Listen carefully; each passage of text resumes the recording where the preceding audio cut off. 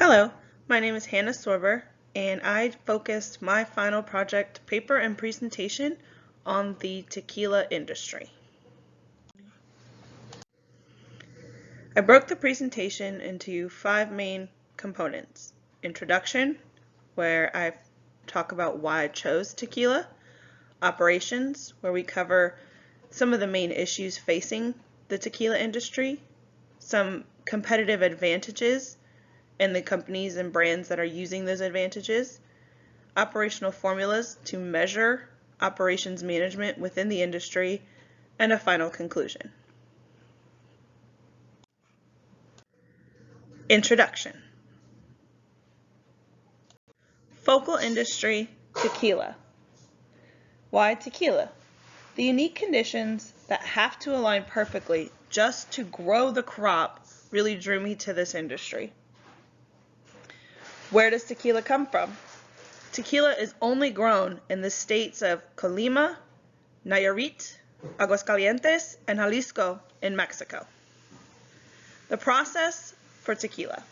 Blue agave takes 7 years to mature, must be grown at 5,000 feet altitude, and prefers a rich and sandy soil. These unique conditions are what really drew me to this industry. In the United States, where tequila is extremely popular due to the fact that it is a quote-unquote healthier alcoholic beverage choice, in 2018, Americans consumed 18 million cases, resulting in over $9 billion of retail sales. And industry leaders that can be found across the globe are Sauza, Patron, and Don Julio. But here in the United States, the most popular brand is Jose Cuervo. This process chart covers the plant's life from being sown to the ground to being consumed by the individual. Most of the product life cycle, a good decade, is spent in just growing, harvesting, cooking, fermenting, and distilling the product.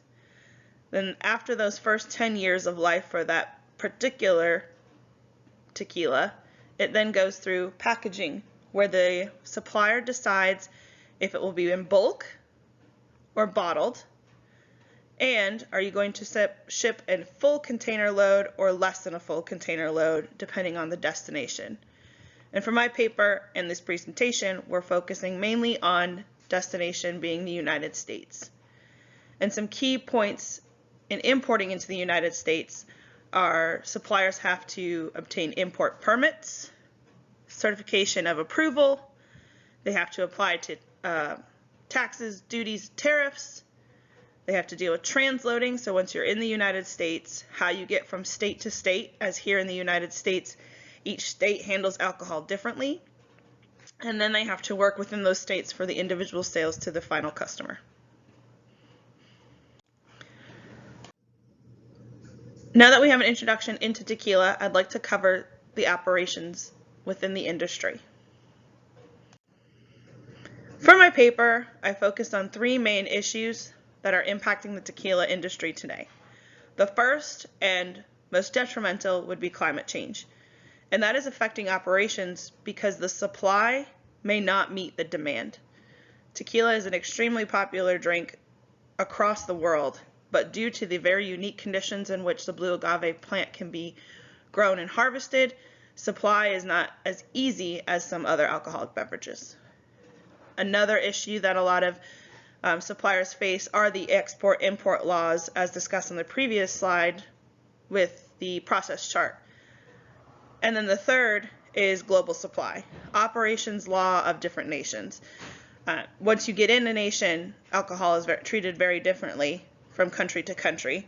And like I said earlier, in the United States, it's treated differently from state to state. And even within some states, it's treated differently from county to county. The first issue of climate change. To meet worldwide demand, a lot of farmers have gone with this method of cloning. So they take a mother plant, clone it, create children, and raise the children in the similar farms as they have the mother. This makes it a faster process. They can turn out plants more efficiently. But a big fear with this is with all of them having the same genome, one disease, one drought, one flood, it can wipe out the entire line. And so farmers are trying to think of new ways to sustainably keep up with the demand across the globe, but without having to rely on cloned products. There's a few ways that they are doing this. They're doing the crop cycling. So they'll take a blue agave plant on one field. After they've harvested that field, plot something else to enrich the soil to make the next group that will be grown there to be a hardier plant, grow at a faster rate, not taking the entire 8 to 10 years, but can meet the 7-year growth. Another thing that they're doing is using artificial intelligence and drones across farming for precision farming. It helps them identify exactly how many resources to use, how the plants are doing.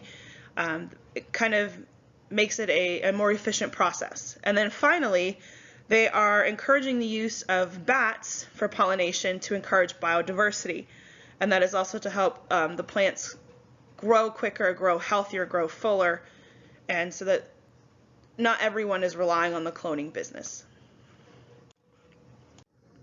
The next major issue that the suppliers face are the export-import laws that deal with taxes, tariffs, duties.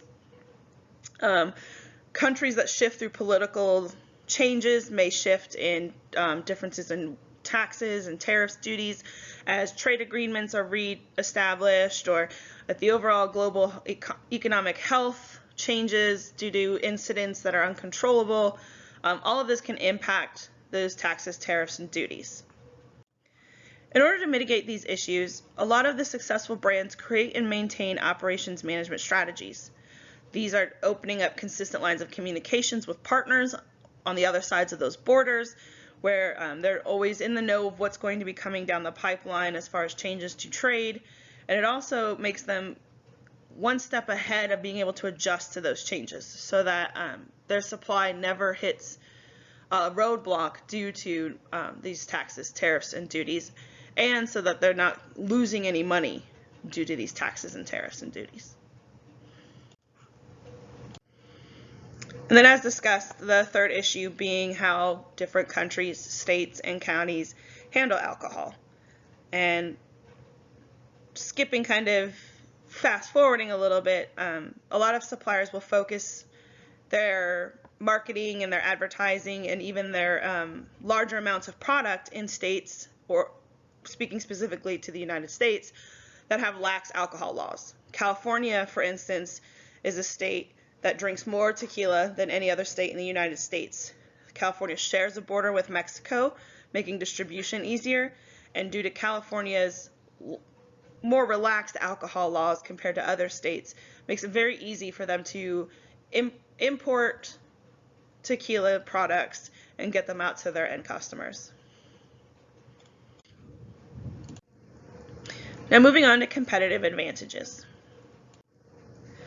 The main competitive advantage that I've read from the leading brands in the tequila industry is that they use a vertical integrated model. This ranges from integrating their cultivation of the blue agave plant, from distilling and processing to packaging. They maintain from beginning to end all of their supply chain activities. It allows their suppliers to control the supply of key inputs, the quality checks at each stage of production, the ability to import their raw materials, to creating their ad and marketing materials, and it helps them operate at lower costs than if they were to use a third-party marketer or a third-party distributor. And as stated, the leading brands worldwide and within the U.S., such as Jose Cuervo, Don Julio, Sauza, and Patron, are all using the vertical integrated model. Next, I'd like to discuss some operational formulas and measures and metrics that can be used to establish what may be helping or hurting the operations within this industry. Two key components I'm focusing on in my paper were the bottleneck identification, being able to identify where are the slowest points and the pain points within the supply chain for tequila, and how do companies use Porter's value chain to increase their operations, thus increasing sales.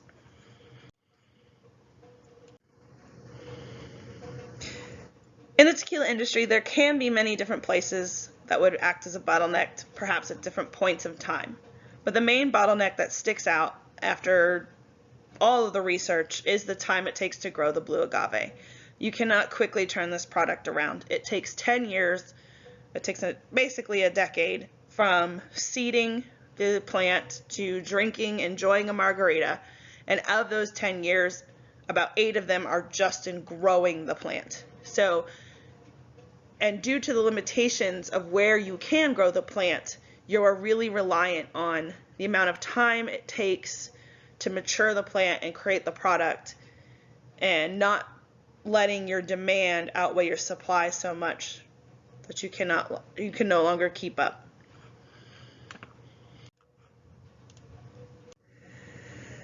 And then the next value is the porter's value chain. Many leading brands within the tequila industry have identified strategies where they discuss how their value chains have aligned with Porter's model.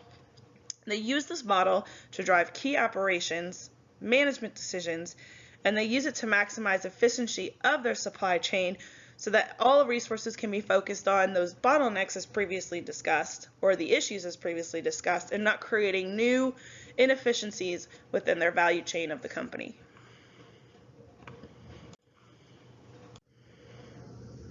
And in conclusion, in summary, the main issue facing the tequila industry is being able to have the supply meet the demand.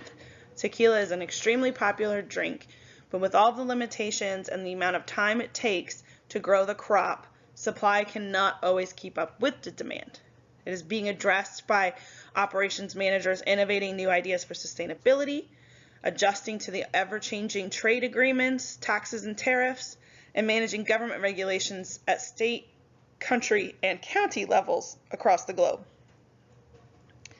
The biggest threat facing tequila today is climate change.